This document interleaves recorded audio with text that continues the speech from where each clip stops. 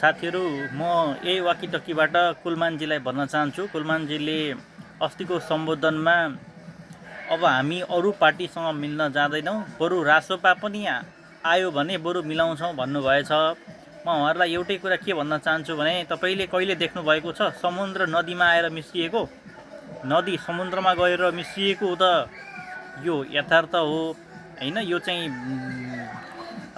एउटा चाहिँ क्रमबद्धै हो भनौँ, तर चाहिँ समुद्र पनि कहिल्यै नदीमा आएर मिसिएको त बिरलै देख्नु भएको छ होला, अथवा यो चाहिँ असम्भव कुरा नै हो। त्यसैले म उहाँलाई भन्न चाहन्छु, अब तपाईँ कुनै पनि त्यो मनमुटाव त्यागेर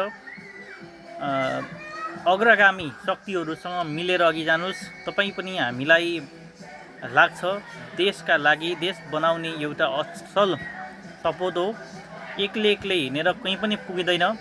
नेपालीमा भन्ने एउटा उक्ति पनि छ, एक थुक सुकी सयौँ थुक नदी भनेर। अब नदी बनेर नेपालको तीव्र विकासको खाका कोर्न तयार हुनुहोस्।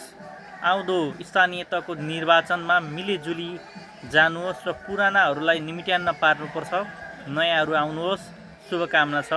तर यो किसिमको अहमता र घमण्ड नपाल्नुहोस्, यसले कसैलाई पनि धेरै परसम्म पुर्याउँदैन भनेर भन्न चाहन्छु।